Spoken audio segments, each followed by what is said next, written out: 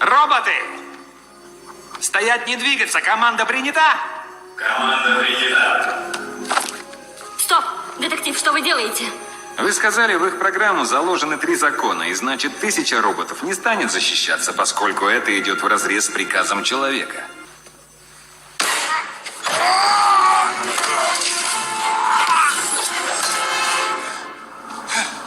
Что я такое?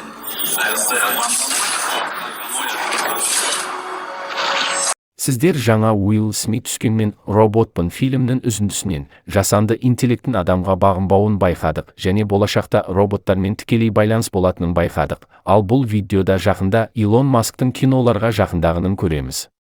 Ал сіздер каналға қолдау көрсетіп, лайк басып дегендей.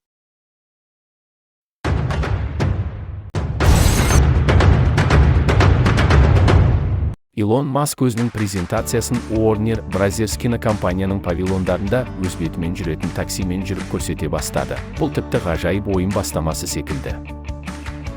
Және де ол қазіргі уақыттағы экологиялық проблемасымен көлік кептелісін айтты.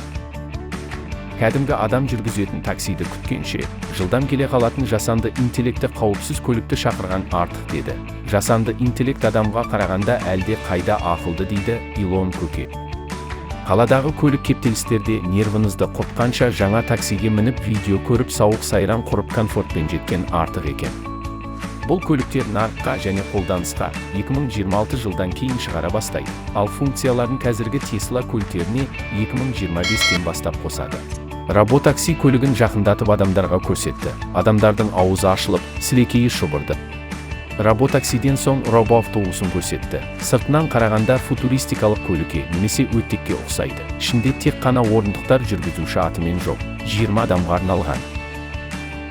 Ал енді басты жаңалық кейіпкері көмекші роботты қарсы алыңыздар.